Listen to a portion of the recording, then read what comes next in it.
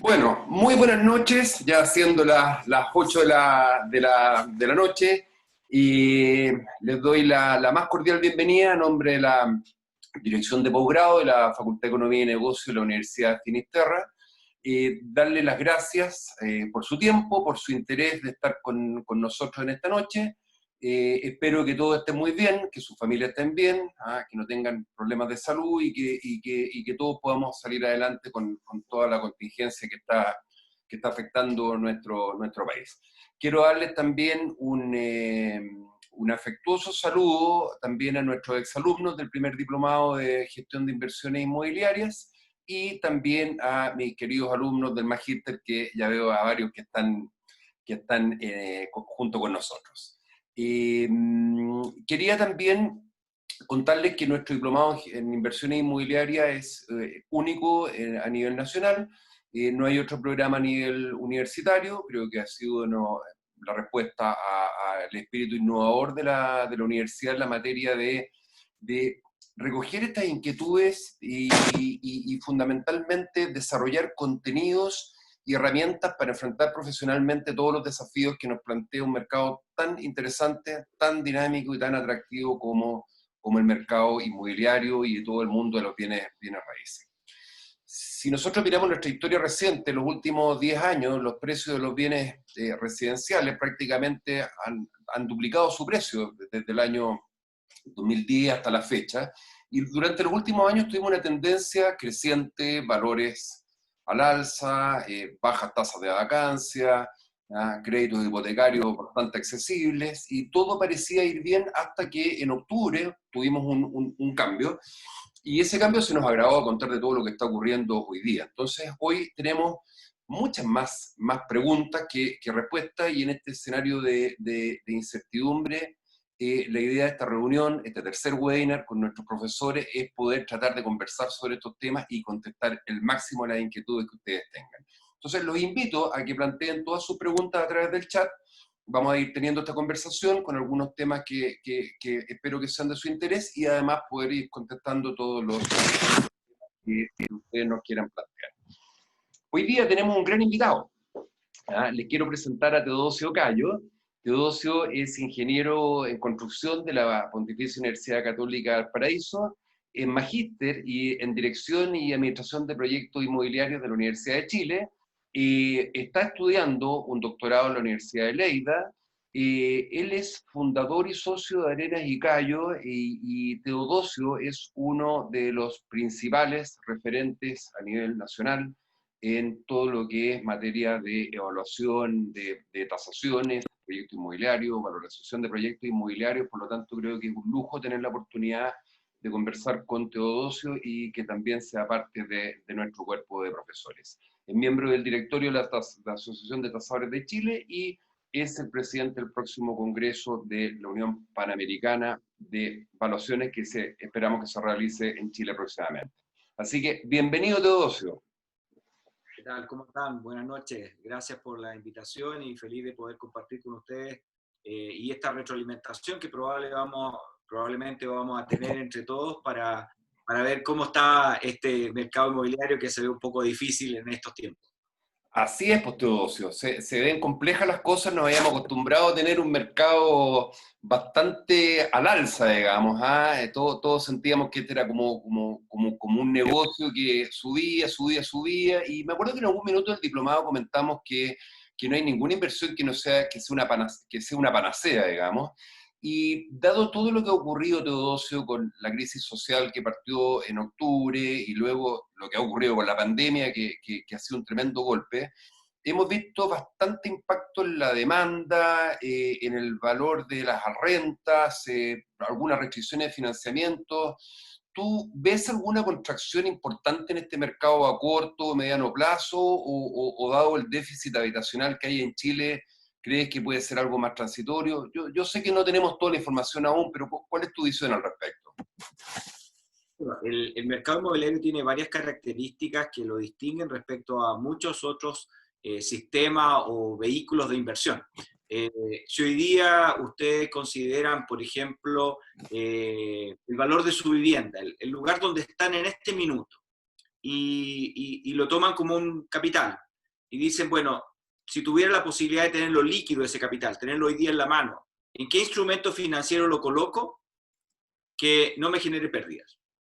Bueno, creo que la respuesta es más que obvia, digamos. Es decir, hoy día la incertidumbre que existe en el mercado en general es tan alta que, por supuesto, cualquier instrumento de inversión podría incluso significar un mayor riesgo que lo que significan en sí el negocio inmobiliario.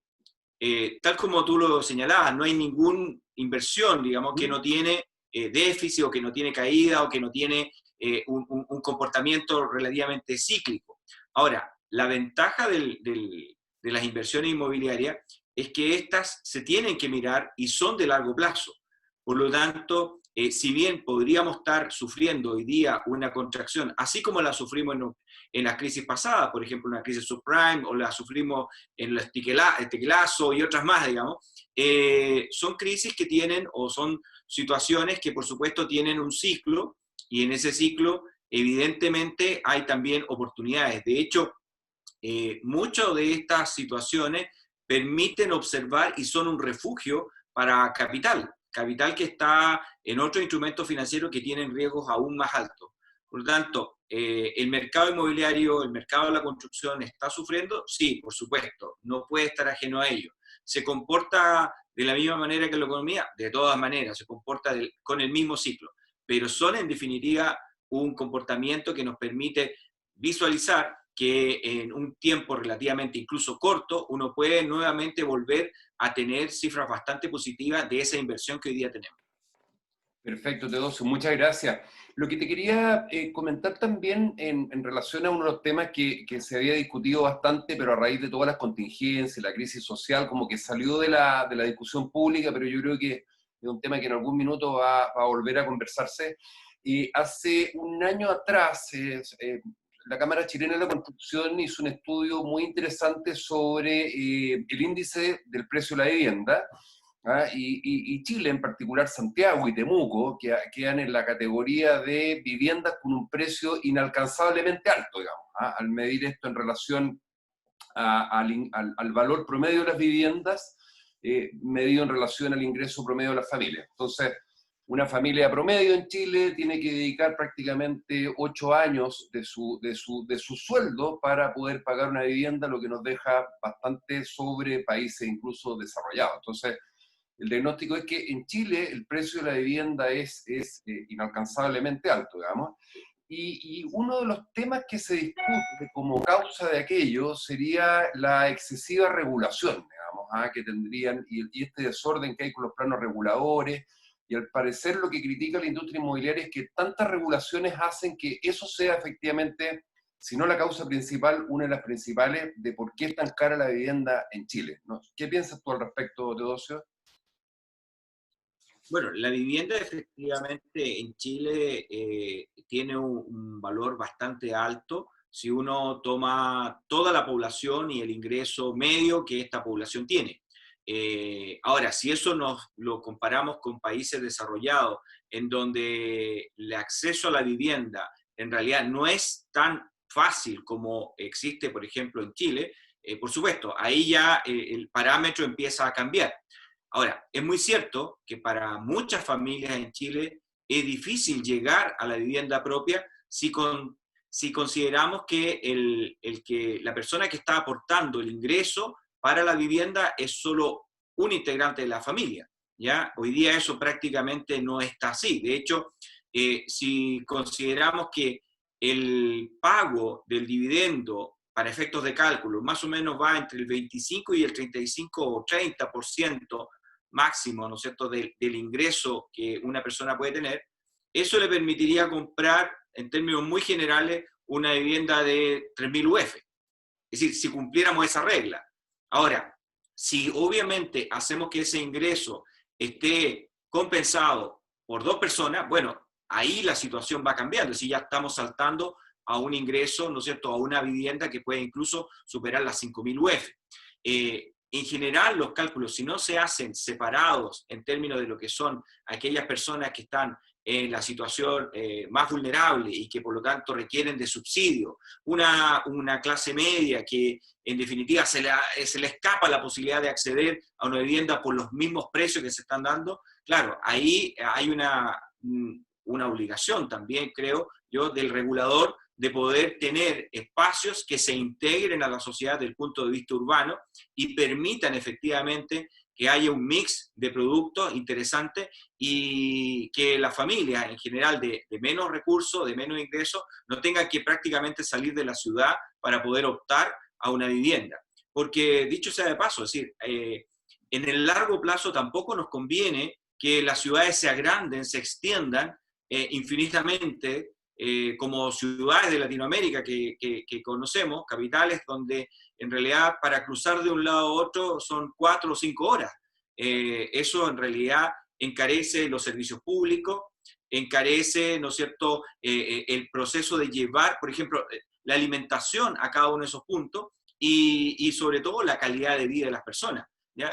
Hoy día, si consideramos que la ciudad debe estar concentrada, ¿no es cierto?, con todos los atributos que ello, por supuesto, trae consigo, podríamos tener una ciudad bastante más amigable, bastante más amable para vivir, para disfrutarla, para poder hacer nuestras actividades sin tener que salir prácticamente de la ciudad o llegar a la frontera para poder tener una casa que esté al alcance de lo que hoy día es el ingreso medio de la población.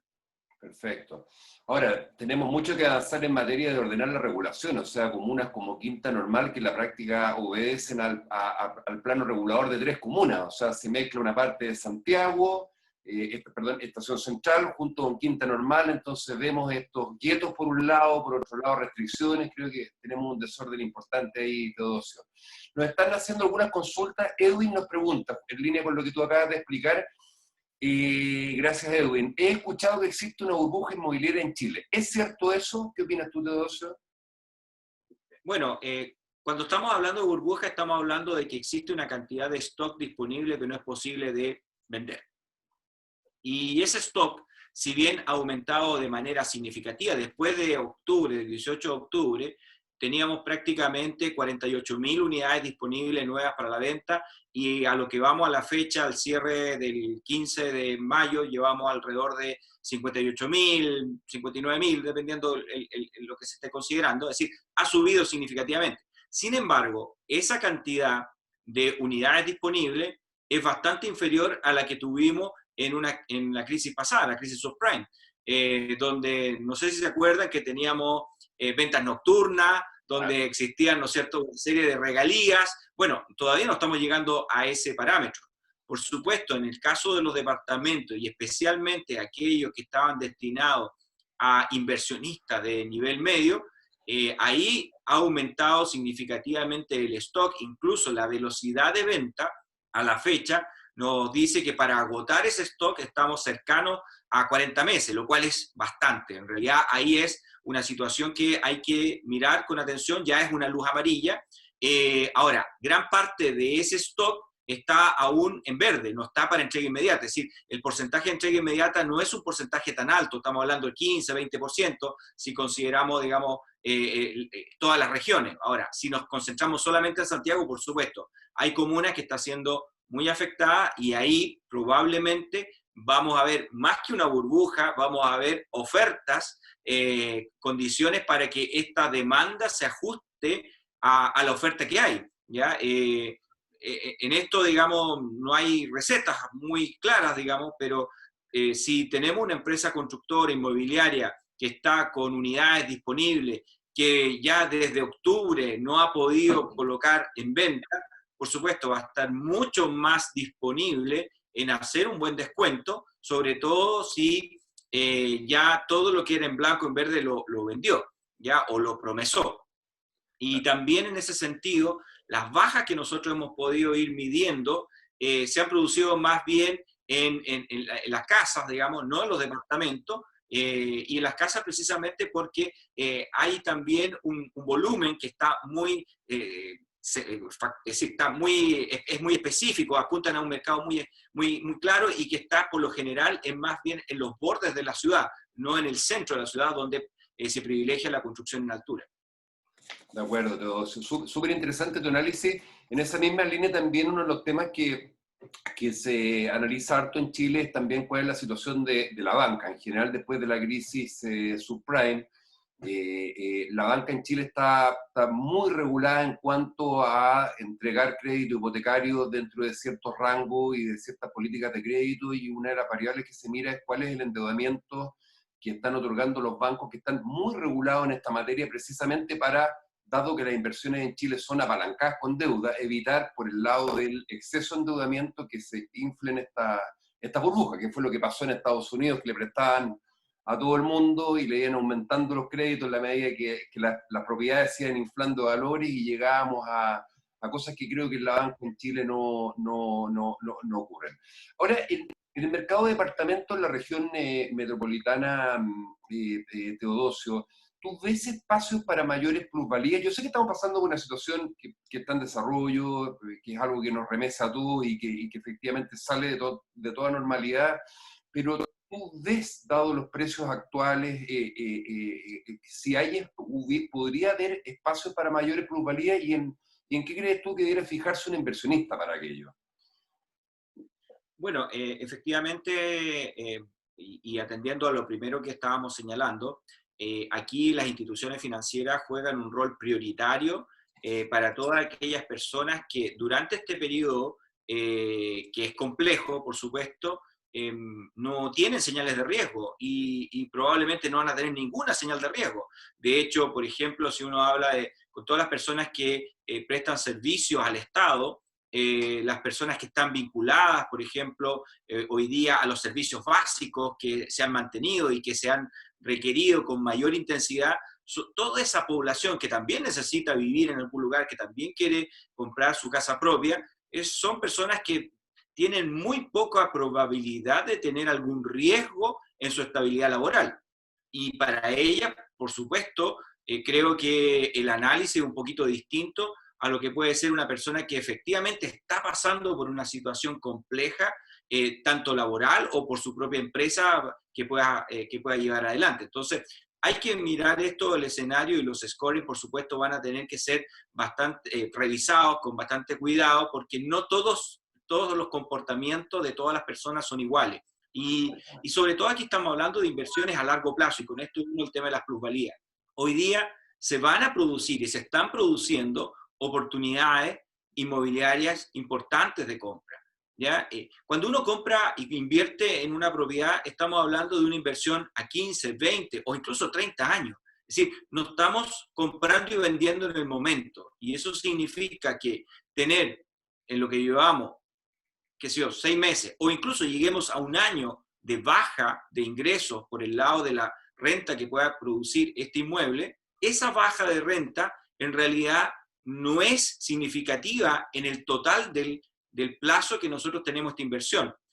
Es fuerte si está apalancada casi al 100% con un crédito, por supuesto, ahí hay que tener cuidado. Pero en la mayoría de los casos, los créditos ya sea que se financiaron en su momento al 100%, son créditos que ya han avanzado bastante y por lo tanto hay más bien una estabilidad en el pago. Aquellos créditos que llevan menos plazo, de hecho hay análisis que se hacen a los 3, 5 años, que es como el mayor riesgo que uno ve en la caída de un crédito. Todos ellos, los que están en ese periodo, están con financiamiento del 90 o el 80%, y las segundas viviendas están con financiamiento máximo al 70%. Entonces, lo que ya está pagado de ese inmueble, lo que ya, el espacio que queda, en realidad soporta perfectamente un descuento importante al momento de la compraventa si es que existiera la obligación de vender. Y aquí, esto lo digo principalmente por las viviendas usadas, en donde una persona que haya visto que cambió sustancialmente sus niveles de ingreso, tiene la necesidad de cambiarse, ajustarse a algo más pequeño, tiene hoy día un espacio que puede efectivamente negociar. Ahora, esa caída, ese espacio a la baja, se calcula. Es decir, no es un número al azar, no es algo que podamos decir, mire, ¿cuánto me van a ofrecer? No, se calcula en función de el beneficio futuro, que lo traigo al presente, ¿no es cierto? Y que eso refleja una tasa con un riesgo que es inherente a lo que está pasando hoy. De hecho, la gente hoy día tiene que saber que incluso los incobrables, que le podríamos estar llamando, son cobrables en una cierta medida. Entonces tienen una tasa especial y por lo tanto tienen un descuento que se calcula, se determina y no es un número al azar. Entonces, durante este periodo es fundamental, por supuesto, las tasas a las cuales se estén otorgando los créditos hipotecarios, sobre todo para aquellas personas que no presentan riesgo o tienen riesgos normales a cualquier periodo. También es importante conocer que hoy día hay descuentos y se puede negociar bastante bien lugares que son muy atractivos en el futuro, ¿ya? Y lo tercero, digamos, que esto hay que mirarlo siempre en el largo plazo. Aquellas personas que obligatoriamente por las circunstancias tienen que vender, por supuesto, en esos casos hay que hacer un cálculo un poquito más fino, pero en términos generales siempre una inversión inmobiliaria tiene una connotación positiva y bastante positiva. De hecho, como partimos hablando, si hoy día el valor de la vivienda donde ustedes están lo pusieran en cualquier otro instrumento, ¿cuál de ellos le aseguraría, por ejemplo, un 6% anual, un 7, un 10 o más que se ha venido dando en la historia de los créditos hipotecarios? Exacto. Y además sin pasar los sobresaltos de los fondos de la AFP, o sea, tú ves de repente que tus fondos rentaron un 10% un año, después un menos 15%, ¿ah? Tú ves lo que está pasando con la TAM, que es parte importante de los fondos de la AFP y está en el capítulo 11 de la ley de quiebra de Estados Unidos, entonces son instrumentos financieros distintos con riesgos distintos. Ahora, me voy a una pregunta al hueso, Teodosio, que tú tienes una gran experiencia en banco. Una de las cosas que critican mucho los inversionistas, los compradores, es que los bancos tasan para ellos. ¿Ah? Yo les he explicado, les digo, mira, el banco tasa porque es una garantía, no es un corredor de propiedades, pero efectivamente hay distinto ruido cuando tú compras una propiedad. El banco A tasa según el precio de venta, el banco B tasa según un precio promedio y el banco C tasa según otros criterios distintos. Entonces, a veces nos encontramos con muchas diferencias de valores y el problema para los inversionistas es que el banco te financia un porcentaje de la tasación o el menor valor entre la tasación y el precio de la compraventa. Entonces, a tu juicio, ¿por qué hay tantas diferencias a veces entre los valores de tasaciones de los bancos? Bueno, lo primero que hay que hacer ver, digamos, es que el valor de tasación responde al valor medio de lo que el mercado está dispuesto a pagar por el bien en una transacción donde las partes están debidamente informadas, ¿ok? Y eso se produce en un instante, ¿no es cierto?, en donde se revisa el poder comprador, se revisa, ¿no es cierto?, quiénes son los oferentes y se llega a un punto medio. Lo que pasa es que cuando estamos hablando de una tasación para una institución financiera, esa tasación tiene componentes de las políticas de riesgo y crédito de esa institución financiera. Por lo tanto, no es, en definitiva, algo estrictamente de mercado. Por ejemplo, si la propiedad que me estoy comprando es una... Voy a ir al extremo, ¿eh? Si la propiedad que me estoy comprando es una propiedad de adobe, eso para cualquier institución financiera vale cero, digamos. El adobe que está ahí vale cero, ¿por qué? Porque no se puede asegurar, porque está dentro de las políticas no asegurarlo. Hay una serie de situaciones.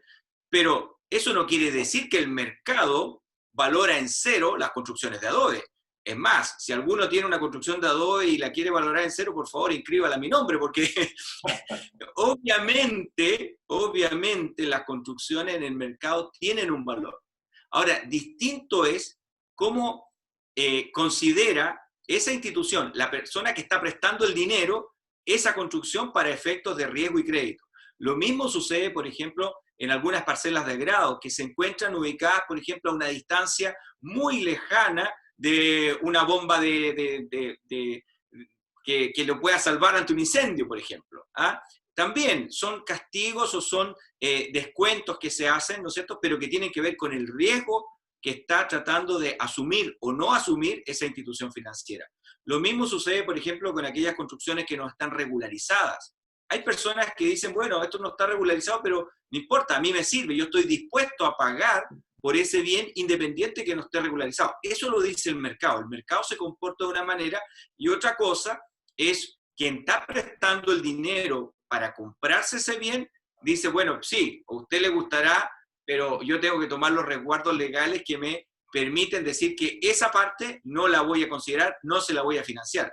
Lo mismo ocurre, por ejemplo, una propiedad que esté afecta a expropiación o a utilidad pública, ¿ah? Que en el mapa aparece como una rayita nomás, pero en definitiva, para la institución que financia, por supuesto, esa rayita, esa franja, significa que cuando se llegue a expropiar, al que le van a pagar esa zona es al propietario, no al acreedor, es decir, no a la institución que prestó el dinero, y por lo tanto todo eso se va a descontar.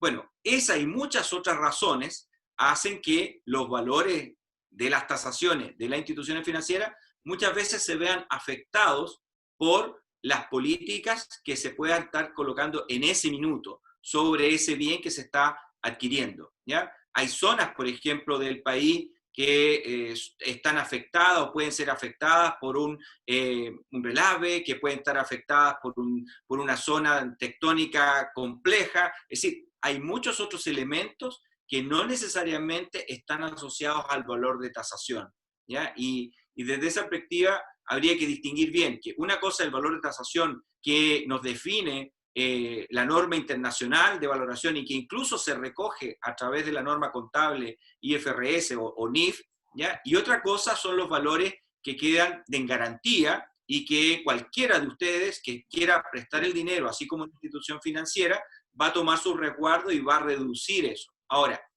del punto de vista de la instrucción, yo no veo instrucciones que vayan en contra de no determinar el valor medio de lo que el mercado está dispuesto a pagar. Y esa es la base para valorar un inmueble. Que de ahí se hagan descuentos porque está o no está regularizado, o las situaciones que hemos dicho en este minuto, claro, eso hace que el valor final pudiera ser incluso menor a lo que alguien está dispuesto a pagar por ese bien.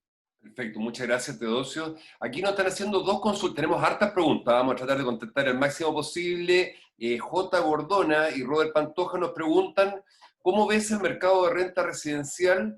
Y lo que nos dice Robert es que en estos momentos no se han notado grandes descuentos o bajan los valores de los inmuebles por efecto del COVID.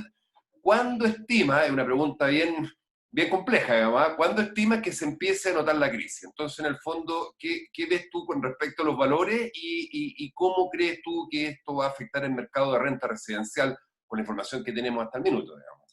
Sí, bueno, efectivamente no se ha visto todo reflejado porque las inscripciones en el conservador de bienes raíces han caído. De hecho, las ventas históricas que hemos tenido anuales bordean las 10.000, incluso 11.000 unidades, un poquito más, digamos.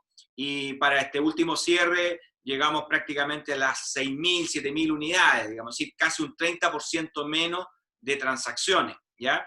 Lo que no significa 30% de baja, significa 30% menos de transacciones. Entonces, esas transacciones muestran ciertas tendencias, y esas tendencias dicen que hoy día efectivamente se están produciendo bajas que van del 8, 12, 4, 5, pero depende mucho de dónde estemos hablando y con quién estemos hablando. Una constructora, una inmobiliaria que se quedó con el stock antes de cerrar octubre, por supuesto, hoy día está con más ánimo de lograr un descuento, digamos. Aquellas que todavía tiene un proceso de construcción que se ha ralentizado por las cuarentenas y que todavía está haciendo gestiones en blanco o en verde, por supuesto, va a estar menos incentivada a hacer un descuento importante. Pero si lo miramos en términos generales, hoy día ya existen descuentos y esos descuentos perfectamente en algunos casos llegan al pie que nos toca dar, digamos, para la compra de esa vivienda. Ahora, respecto a la segunda pregunta que tiene que ver con la rentabilidad, claro, si nosotros comparamos la rentabilidad de hace un año atrás respecto a la rentabilidad que hoy día están teniendo, ¿cierto? Esos mismos bienes, ha caído bastante, digamos, hay caídas importantes, 40% de caídas de rentabilidad o incluso más, varios puntos a veces porcentuales, pero estamos hablando de puntos porcentuales positivos. Es decir, no estamos hablando de que ha caído a negativo, como pasa en cualquier otra inversión. De hecho, hoy día, piensen ustedes que si tuvieran un bien en el cual les están pagando todos los gastos, las contribuciones, los gastos de servicio, de mantención, y adicionalmente le están pagando a usted una renta que no es la que usted esperaba, pero le están pagando una renta. Bueno, eso es una rentabilidad positiva. porque está gastando cero en ese inmueble. Y es más, está ganando la plusvalía de ese inmueble en el tiempo, que no para. Porque si bien hoy día pudiera ser que no se estén generando muchas transacciones o la gente esté tomando una decisión más lenta en esas transacciones, eso no es eterno. De hecho, hay ciclos. Si miramos, por ejemplo, lo que está pasando en Europa, está precisamente esto tratando de volver a la realidad, o a la realidad que teníamos en realidad, y eso significa que estamos visualizando perspectivas de mejora de aquí a final de año. De hecho, el último trimestre de este año se espera poder tener comportamientos del mercado muy parecidos a lo que tuvimos en enero, febrero, y ya para finales del próximo año podríamos incluso, si las condiciones se dan tal cual las hemos visto hasta ahora, tener situaciones parecidas a las de septiembre o meses anteriores del año pasado. Entonces, esto es un ciclo. Por supuesto, en estos ciclos, quien no estuvo preparado, quien no tuvo el capital o a quien le cambió sustancialmente sus condiciones, por supuesto, se va a ver muy afectado y ahí hay que llegar con inyecciones de ayuda para pasar este bache importante. Pero en general los bienes raíces son de inversiones positivas.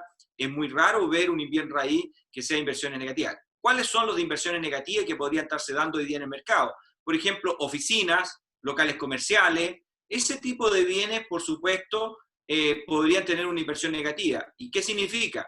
Que si bien, ¿no es cierto?, esa oficina, ¿no es cierto?, va a ganar plusvalía, no está siendo arrendado en este minuto y por lo tanto los gastos inherentes a la mantención siguen presentes. Ahí, por supuesto, tiene una rentabilidad negativa, pero que claramente en el tiempo, en la ventana de tiempo en el cual va a estar analizando la inversión, por supuesto, va a tener una recuperación de eso. Es más, se espera, por supuesto, que esto tenga efectos rebote, y no porque alguien lo diga o porque sea una percepción, sino que porque en todas las crisis pasadas hemos tenido ese mismo efecto. Las personas necesitan vivir en un lugar, las personas necesitan cambiarse. Es decir, hay un movimiento natural que hace que si bien esto se hace un poco más lento, pero volviendo a una condición más normal, por supuesto va a ser, y esperamos que así sea, ¿no es cierto?, con números bastante positivos. Una sola acotación al final de esto, que hoy día las personas tienen más tiempo de poder revisar con más detalle cada una de las unidades. Eso que antes hacían visitando los pilotos, y el paseo del día sábado, el día domingo visitando pilotos, eso se está haciendo hoy día por la web. ¿Ya? Por lo tanto, ojo para quienes están vendiendo.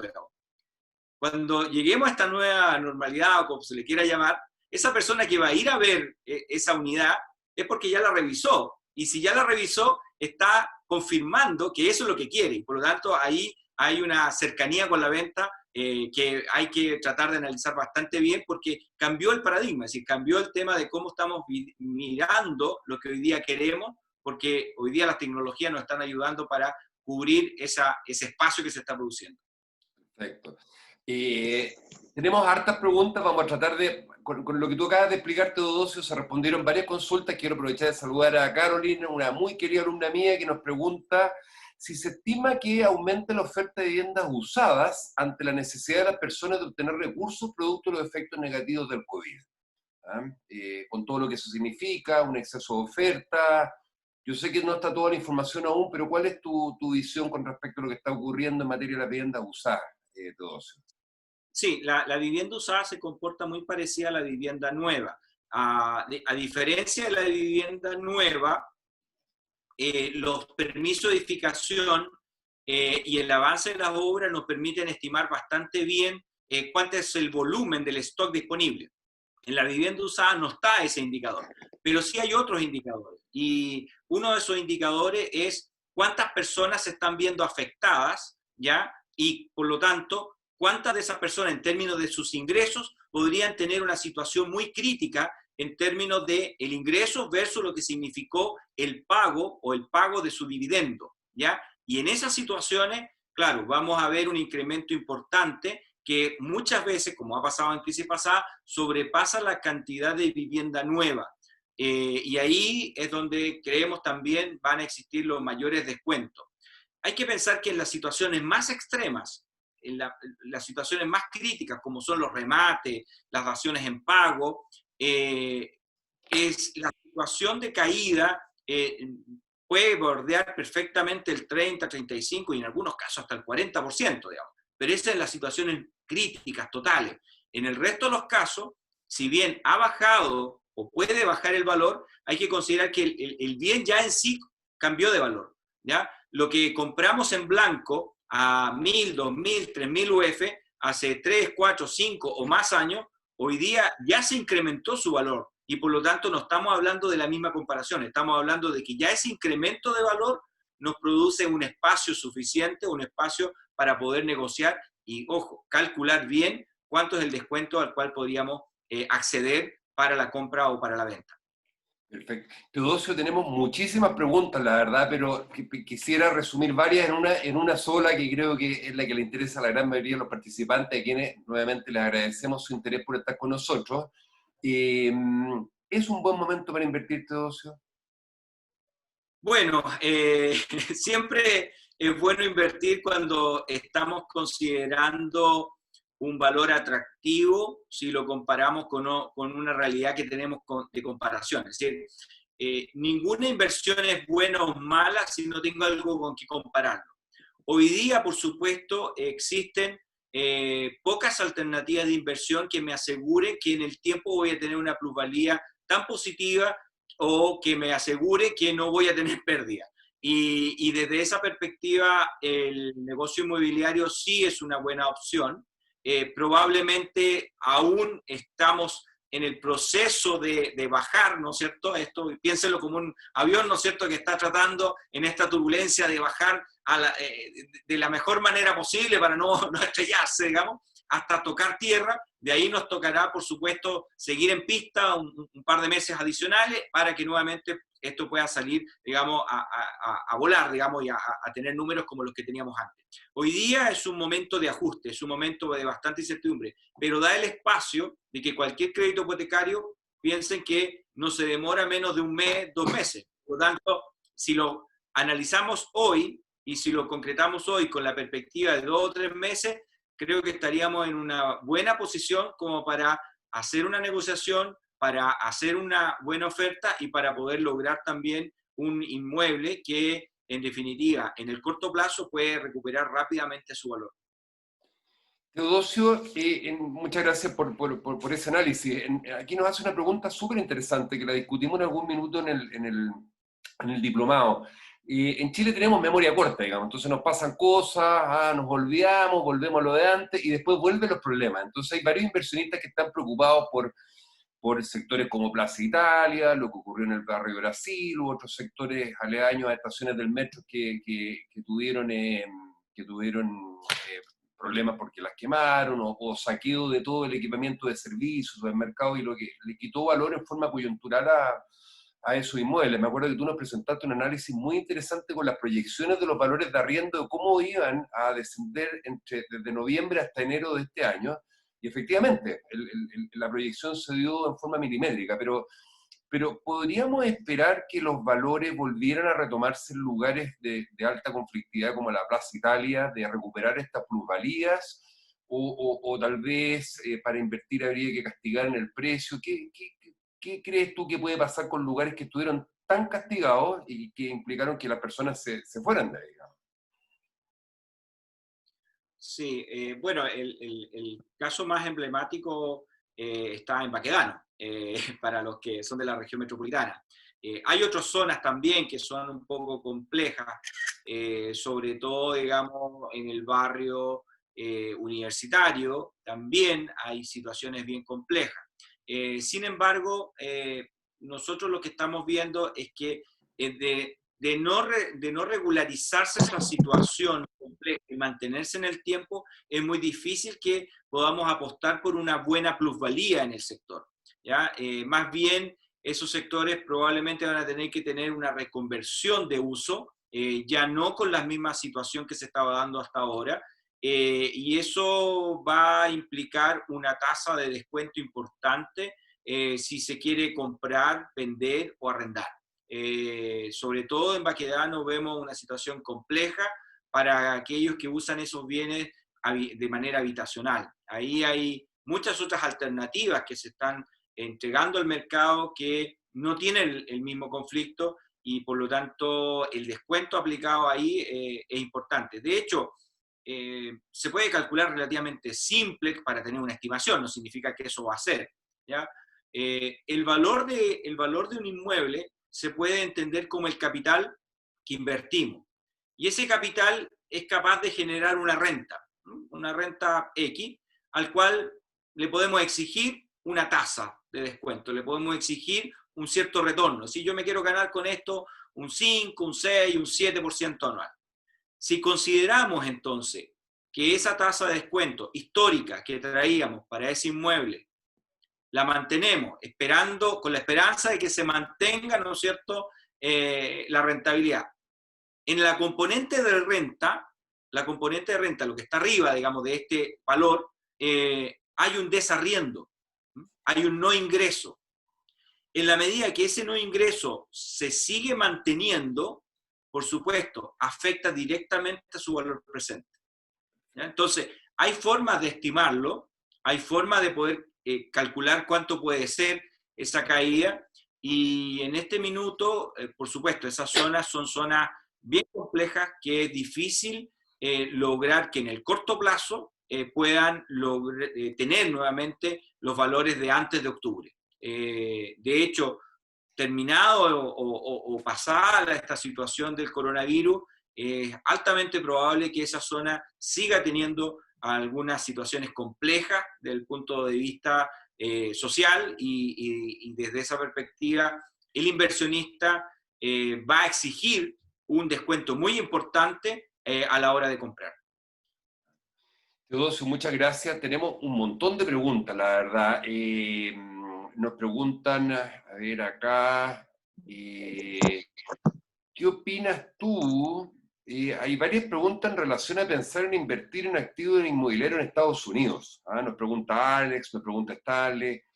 Vimos en algún minuto que vinieron algunos intermediarios a ofrecer departamentos en Miami con unos valores súper atractivos. Hay un tema con el financiamiento. Parece que el DCI tiene algunas alternativas para hacer cosas ahí en Estados Unidos. ¿Qué ves tú de estas posibilidades? En algún momento me acuerdo que estuvo de moda comprar en Buenos Aires, ¿te acuerdas? Cuando las propiedades, de repente en Argentina, cada cierto tiempo está la escoba. Entonces, ¿qué opinas tú de estas alternativas en Estados Unidos en general? El tema de la administración es bien complejo. ¿Cuál es tu visión al respecto?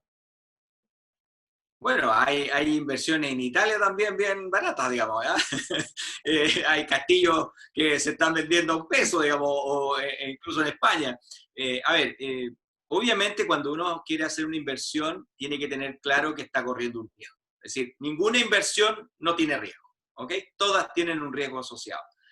Por supuesto, el caso de Estados Unidos tiene, digamos, un atractivo especial. Es decir, si consideramos solamente los vuelos, a veces nos salía más rápido ir a Estados Unidos que ir a cualquier otra parte, digamos, donde había que hacer transbordo y una serie de cosas. Entonces, hay un tema de traslado, primero. Las inversiones hay que verlas. Hay un dicho por ahí que al ojo del amo, ¿no es cierto?, engorda el ganado, y tiene algo de cierto, porque efectivamente hay que estarlas mirando. Es decir, si bien son inversiones de largo plazo, hay que estarlas mirando. Estados Unidos es una economía una economía que le da cátedra a muchas economías y es el motor prácticamente del mundo, digamos. Es decir, cuando a Estados Unidos le va mal, bueno, el resto sufrimos todo, digamos. Es decir, querámoslo o no, digamos, otras economías han tratado, por supuesto, y van creciendo de manera importante. China, sin ir más lejos, India y muchos otros países, digamos, que están dando esa pelea en crecimiento. Pero todavía Estados Unidos está muy por encima de toda esa economía. Entonces, cuando uno está diciendo, mire, quiero invertir en una de las economías más potentes del planeta, claro, está llegando a las ligas mayores y por lo tanto, probablemente lo que le va a suceder ahí es que si bien tiene una inversión relativamente segura, es un lugar donde se juega en un nivel más alto y eso significa que las rentabilidades asociadas van a tener también una competencia también alta, ¿ya? Por lo tanto, importante medir el tiempo en el cual quiero tener esa inversión, es importante saber a qué rentabilidad estoy logrando esa inversión y con qué tasa de riesgo quiero colocar esa inversión. ¿Cuántas veces? ¿Quién me lo va a administrar? ¿Cuánto me cuesta esa administración? ¿Cómo me aseguro de que mi inversión permanezca en el tiempo? ¿Ya? Es decir, entre más riesgo corro, por supuesto, más alta la rentabilidad que le tengo que pedir. Entre menos riesgo corro, menos rentabilidad. Entonces, por supuesto, puede ser una muy buena alternativa y hay muchas más en el mercado. Es decir, sin ir más lejos, lo que decía recién, es decir, en España, Italia, hay reportajes incluso que se han dado en el último tiempo donde muchos lugares están siendo muy atractivos desde el punto de vista de inversión, pero hay que también considerar que hay un tiempo de traslado, hay un tema de administración, hay un tema de oportunidad, también hay un tema de concentración de la inversión. Si tengo la posibilidad de comprar, por ejemplo, puros departamentos en un edificio, claro, me va a ser muy fácil llegar a ese edificio y revisarlos. Pero también si se produce un incendio, un problema en ese edificio, se me quema toda la inversión. Entonces, obviamente hay que tener las inversiones revisadas y analizadas con distintos parámetros, distintos puntos de vista, hasta el nivel en donde nos sintamos seguros de que lo que estamos haciendo me deja tranquilo y por lo tanto esa inversión es segura. Eso es lo que les podría comentar respecto a las inversiones en Estados Unidos. Es decir, siempre han estado ahí. Lo que pasa es que probablemente se hacen más asequibles o se hacen más fáciles cuando hay más personas que se están dedicando precisamente a atraer o a llevar inversionistas de un lado al otro. Muchas gracias, Teodosio. Tenemos muchísimas consultas, lamentablemente no vamos a poder alcanzar a contestarlas todas, pero sí que quisiera decirle a todos los participantes que dentro de nuestro diplomado tenemos varias asignaturas, hay varias preguntas que dicen relación con algunos aspectos tributarios de la inversión. La semana pasada estuvimos con Martín Vila, que es un abogado tributarista que ve todo el módulo tributario donde tocamos estos temas, y también nos preguntan algunos temas que dicen relación con temas legales, de qué puede pasar con el derecho de propiedad, si es que eventualmente hay algunos cambios con este proceso constitucional. Eso es una incertidumbre, pero también son temas que los desarrollamos de forma más específica dentro de los cursos de nuestro diplomado, los cuales desde ya los invito a todos. Me gustaría, Teodosio, hacerte un par de preguntas más, digamos, porque tenemos, la verdad, muchas. Vamos a tomar contacto con todas las personas que gentilmente nos han hecho preguntas. Matías, aparte de mandar un gran saludo, tremendo invitado. En la prensa ha estado con cierta notoriedad la discusión del rol de los multifamily, que han visto que al parecer la renta residencial no se ha visto muy impactada y estarían ellos haciendo tratos directos con las inmobiliarias, digamos, comprando para aprovechar y ahorrando una serie de intermediarios, y las inmobiliarias van y aprovechan de vender, dado que los inversionistas más pequeños estarían disminuyendo su nivel de ventas por restricción a financiamiento, temor a la expectativa. Entonces Matías nos pregunta si sería razonable invertir en un departamento si al lado se está construyendo un multifamily, digamos. ¿Cuál es una muy buena pregunta la que nos hace Matías. Bueno, la competencia no es tan justa, precisamente porque si usted tiene solo una unidad, todo el esfuerzo que usted está haciendo para administrar esa unidad es equivalente al esfuerzo que está haciendo el multifamily para administrar 100 unidades, digamos. Entonces, en términos de punto de equilibrio, su punto de equilibrio está bastante más perjudicado que el otro, digamos. Desde esa perspectiva, claro, no es tan atractivo, no es tan interesante, pero depende con quién se quiera comparar, digamos, es decir, depende de qué es lo que quiera hacer. Ahora, mi recomendación es que si está comprando un departamento para inversión que le sirva, por ejemplo, posteriormente para un complemento de jubilación, siempre va a ser positivo. Lo que pasa es que depende también de cuál es el acceso que usted tiene a comprar uno o más unidades. Si tiene la posibilidad de comprar más unidades, por supuesto, va a lograr un punto de equilibrio mucho más atractivo, porque la administración de esas unidades se va a distribuir en todas las unidades que tenga en compra. Pero en esto hay que ir paso a paso con calma, y también hay que analizarlo desde la perspectiva hasta dónde es el alcance que podemos tener con nuestra inversión. El sobreendeudarse no es la mejor receta, ¿ya? Hay que siempre tener, ¿no es cierto?, un colchón, siempre tener una reserva que nos permita ir con los vaivenes que normalmente vamos a tener y con las estrategias de colocación de esas unidades, sobre todo si son para inversión.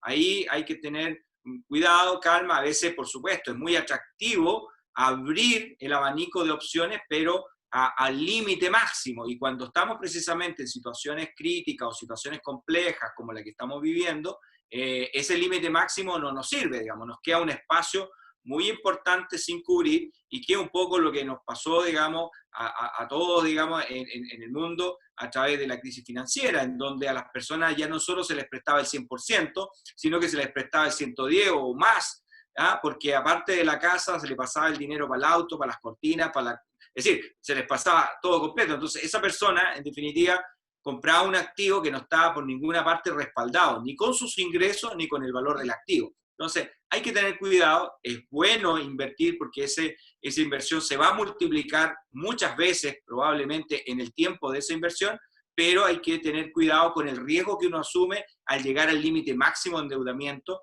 que de hecho se mide, es el loan to value, que es la relación deuda-garantía. Esa relación deuda-garantía es importante mantenerla, ¿no es cierto?, con un estándar que podamos manejar. Es como cualquier cosa que usted quiera emprender, siempre mantenga un cierto margen de movilidad. ¿Ah? No llegue solo al límite, porque puede que en ese límite algo falle. ¿Ah? Estos todos son modelos, por lo tanto, algo puede fallar en un modelo que hace que usted tenga que recurrir, digamos, de mala manera a cubrir eso que no está cubierto. Claro. Es bien interesante lo que tú mencionas con respecto al endeudamiento excesivo. Fíjate que me acordaba que poco antes de la crisis subprime en Chile anduvimos por algunos malos pasos también. Si tú te recuerdas, hubo un banco que te financiaba el 100%, te daba el 5% adicional para los muebles, y en una campaña te daban un crédito que lo incluía en el hipotecario para comprarte un Peugeot.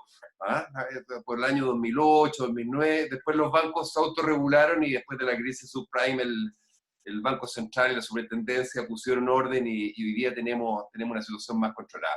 Teodosio, yo quiero agradecerte a ti y a todas las personas que nos están acompañando, pero también es tarde por respeto a su tiempo, tenemos muchas preguntas, vamos a contactarnos con todos para poder responderles, pero la última pregunta que te quería hacer, Teodosio, es, finalmente, a todas las personas que están pensando en invertir, y si le pudiéramos dar 2 o 3 elementos que debieran considerar como variables clave para evaluar una inversión inmobiliaria, ¿cuáles recomendarías tú que debieran utilizar? Lo primero es que ese bien que ustedes se van a comprar tenga demanda.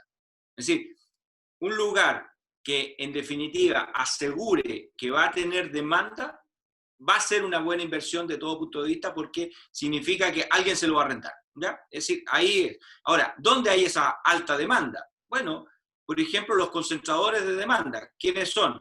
Los organismos públicos. Si usted pone, por ejemplo, se compra un departamento cerca de universidades, cerca de una institución de salud, cerca de alguna institución del Estado que obliga o permite que mucha gente llegue o se concentre en ese lugar, siempre va a tener entonces una cantidad de personas que van a necesitar vivir en ese lugar o cerca de ese lugar. O aquellos lugares, por ejemplo, en donde se producen intersecciones importantes, desde donde se conecta la ciudad hacia otros sectores. El mismo hecho, por ejemplo, alrededor de la estación Mapocho, por ejemplo. ¿Cuántas personas se mueven desde ese lugar hacia Quilicura, hacia Lampa, hacia la zona norte del país? Es decir, hay puntos estratégicos dentro de la ciudad que perfectamente son un buen momento, un buen lugar para poder mirar con detención, porque ahí probablemente va a tener siempre una demanda de personas que quieran arrendar ese bien. Entonces, más allá de la baja que pueda producir, ciertos lugares de la ciudad siempre van a estar demandados, y por lo tanto siempre van a tener algún tipo de ingreso asegurado por esa vía. Perfecto, Teodosio. Bueno, yo quisiera, hemos contestado una gran mayoría de las consultas que nos han hecho. Tenemos un gran desafío con todo lo que está ocurriendo hoy día en el país, en el mundo, y eso produce un impacto que no conocemos todavía en el mercado inmobiliario, pero Teodosio dijo algo muy importante: la inversión en bienes raíces es un activo tangible, la tierra es un bien escaso, es un bien valorado, tenemos un déficit habitacional importante en el país, las familias requieren un lugar en el cual puedan desarrollarse, y temas que no sabemos qué va a ocurrir con la vivienda social, con el proceso constitucional que está enfrentando Chile. Pero lo primero, digamos, tenemos que pasar esta pandemia y en lo personal creo que las inversiones en bienes raíces son un activo importante mirado en el largo plazo, en la medida que sigamos las herramientas que nos comentaba Teodosio con un endeudamiento sano. Quiero agradecerte, Teodosio, de haber compartido con nosotros esta noche. Realmente un lujo poder aquí hay un montón de agradecimientos hacia ti de esta posibilidad de conversar contigo. Agradecerle a todas las personas que nos han acompañado hoy día, informarles que estamos partiendo nuestro diplomado en julio, la versión va a ser absolutamente online. Y por eso creo que se nos abre una oportunidad para que puedan participar personas de regiones. Y también aprovechar de informarles que a todos los que han participado en estos webinars vamos a tener un descuento especial en la matrícula para quienes quieran participar. Así es que muy agradecido, vamos a estar en contacto con todos, síganos en las redes sociales, en LinkedIn, y espero que todos junto a sus familias estén muy bien, que se cuiden, y ha sido un placer compartir con ustedes. Buenas noches, gracias a todos y gracias nuevamente a todos. Gracias a todos que participaron de este momento y particularmente, bueno, algunos que conozco ahí que veo por las pantallas, muchas gracias por participar y también, por supuesto, agradecerte a ti y a la Universidad, a la Facultad de Economía y Negocio, digamos, por esta oportunidad de poder dar, digamos, a conocer algunas cosas que estamos llevando adelante y feliz, bueno, feliz cuando ustedes lo necesiten. Muchas gracias a todos, que tengan buenas noches. Muy buenas noches a todos.